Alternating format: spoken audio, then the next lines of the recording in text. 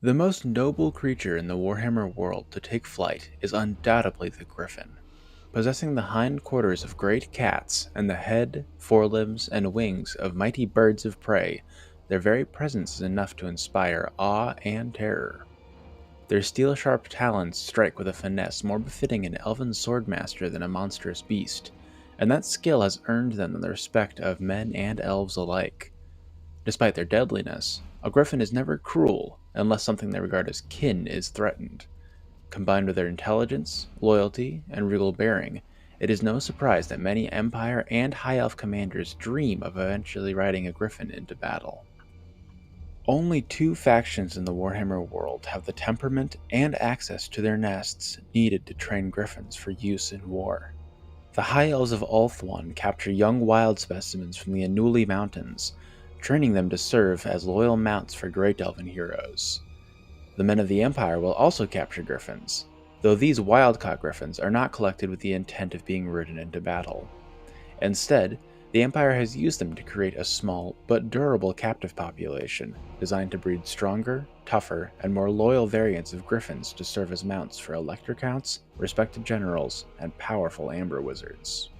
While visually quite similar, the High Elven and Empire griffins have diverged after centuries of selective breeding. The Elven griffins are still very similar to their wild counterparts, though they are far more graceful and swift than other griffins. Some have been trained to specialize in swooping charges, devastating their opponents with surprise attacks from above.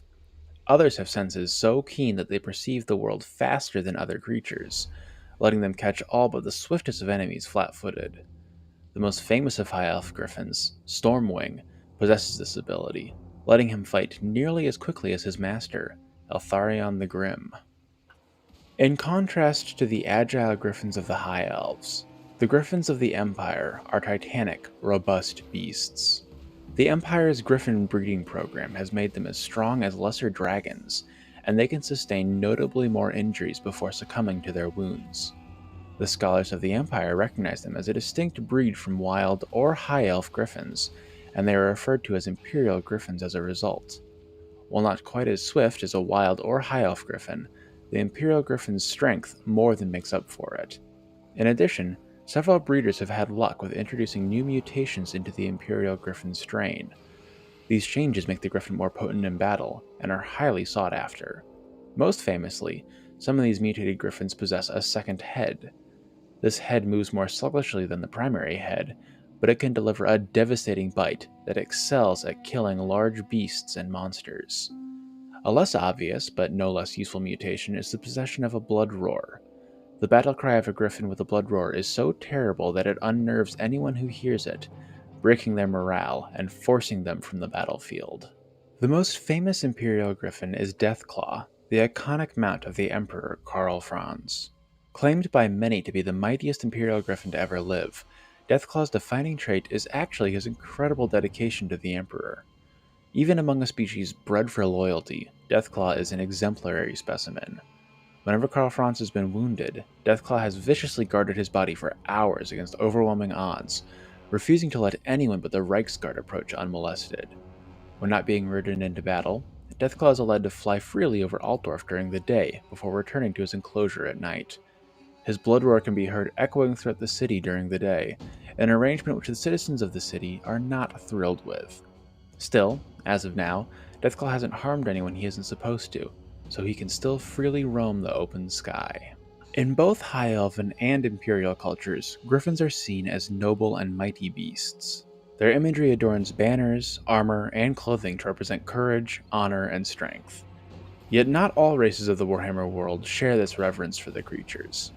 The men of the North view griffins with terror, and even the most battle-hardened among their number quail at the thought of facing one in battle.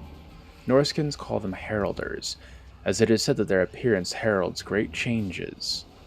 They are also known as Gurfeon, or the essence of all beasts, for their animalistic might and power are superior to all others.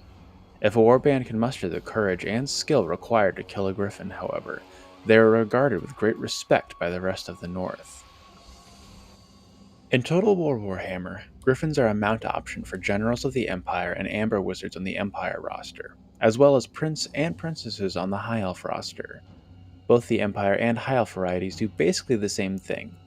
Turn your lord into a large, flying monster that causes terror and makes their weapon strength predominantly armor-piercing. The Empire version is slightly better, as it possesses the Blood Roar ability that reduces the leadership of surrounding enemies by 8. The fact you can bring it on an Amber Wizard is especially nice, as you can turn a squishy wizard character into a combat monster. This is particularly useful in the Empire roster, as your ability to bring terror-causing creatures is limited to your General, Steam Tanks, and the Regiment of Renowned Demigryph Knights. Unfortunately, an Amber Wizard on a Griffin costs nearly 1800 gold, making them a difficult choice to justify without a clear plan. Ultimately, you probably won't see many Griffins in battle that aren't attached to a legendary lord, but it is pretty cool you have the option to take them. That concludes our overview of Griffins in Warhammer, a continuation of our Monsters of Warhammer series. This should be my first video of 2023 if I release this video when I want to, so I just have to say Happy New Year, even if it is like 2 weeks late.